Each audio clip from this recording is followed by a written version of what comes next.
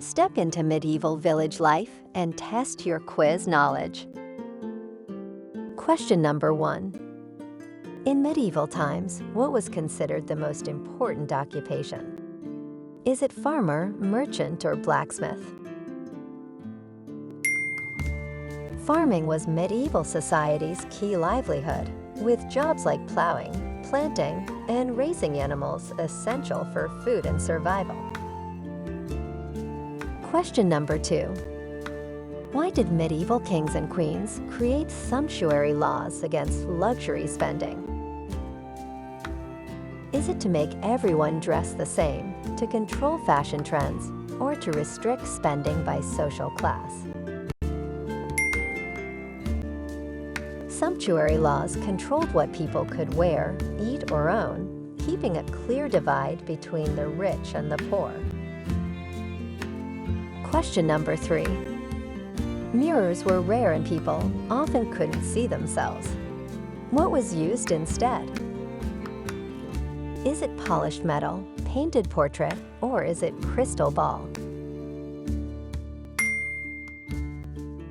Mirrors were pricey, so people used polished metal or still water to see themselves. Question number 4. Where did many medieval surnames come from? Is it from famous heroes, favorite foods, or is it a person's job? If your last name is Baker, Smith, or Cooper, your ancestors were likely bakers, blacksmiths, or barrel makers long ago. Question number 5. In medieval times, fish was pricey because nobles owned fishing rights. And what else? Is it because it was easy to preserve? Fish were needed for religious events, or is it due to shortage of fishing vessels? Fish was a luxury food due to high demand during church fasting and limited preserving methods. Question number 6. What could a silver penny buy in medieval England, as decreed by Charlemagne in 794? Is it a chicken, a Highland cow, or a barrel of ale? The king's decree made the silver penny the standard currency in medieval Europe, enough to buy a chicken, a key food item for survival. Question number 7. What was a major difference in medieval England's population compared to today? Is it people were much taller, 40% were under 15, or is it most people lived past 65? Medieval life expectancy was 30 to 40 years, mainly due to high infant mortality, with many people marrying and having children at young ages. Question number 8. What surprising delicacy, also a popular Lent meal, was sometimes used to pay rent? Is it tomato, dove bird, or is it an eel? Eels were allowed during Lent as they were classified as fish and were practical for payment due to being plentiful and easy to preserve and transport. Question number 9. What were medieval peasant homes made of and how did they stay warm? Is it stone and brick with a fireplace, wood, straw and mud with animals?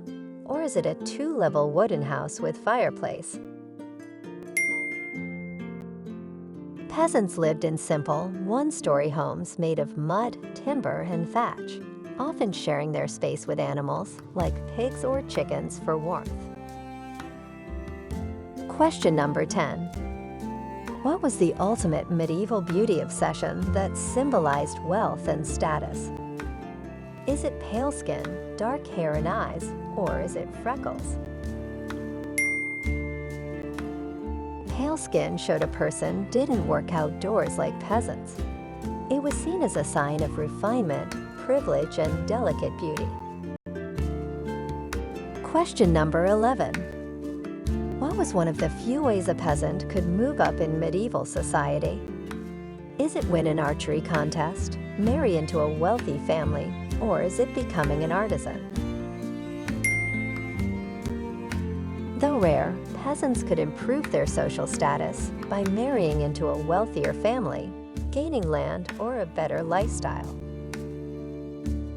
Question number 12. Blonde hair was highly prized. What did medieval women do to lighten their hair? Is it with lemon juice, with saffron or onion skins, or is it through sun exposure? To get the angelic blonde look, women used natural dyes like saffron or onion skins. Question number 13. What did the word curfew mean for medieval peasants?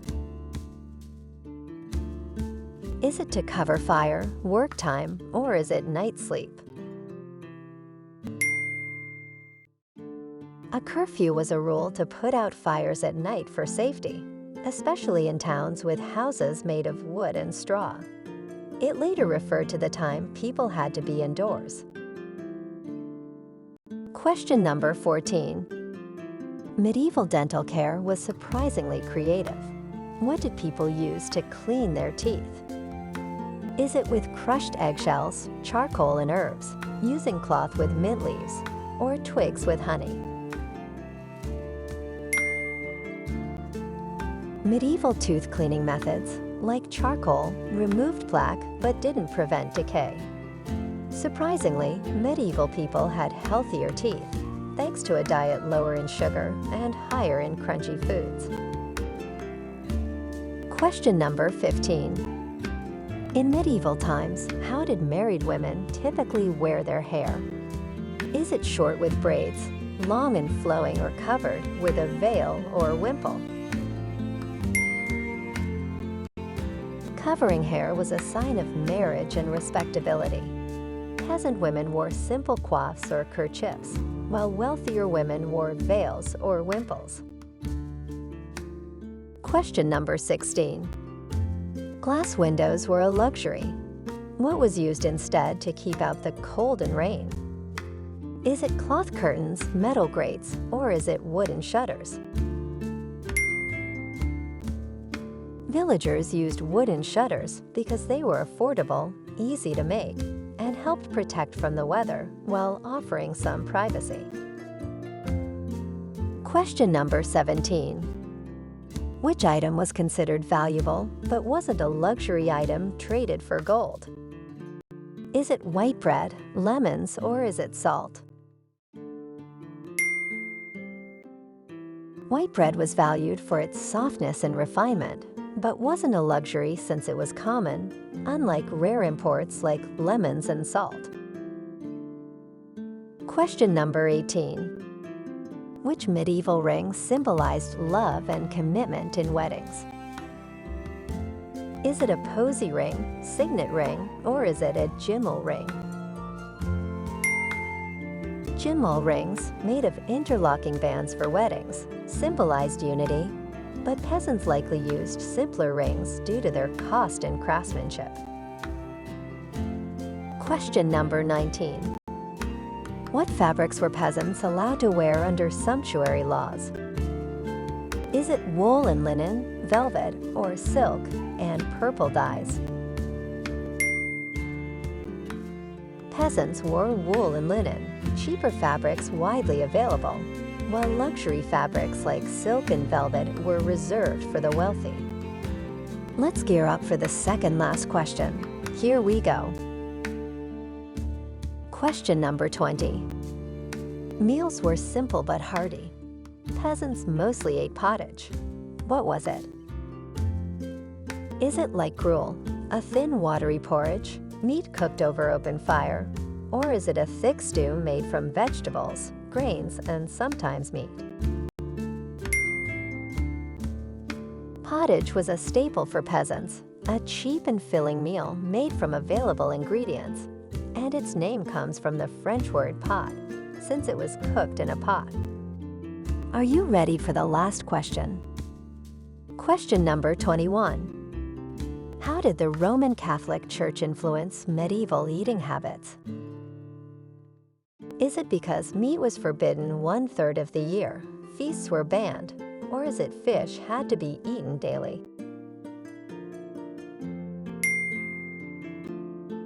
The church influenced peasant life by forbidding meat for about a third of the year during Lent, and religious feasts to promote self-discipline and spiritual reflection. Subscribe for more. And don't forget to also like this video.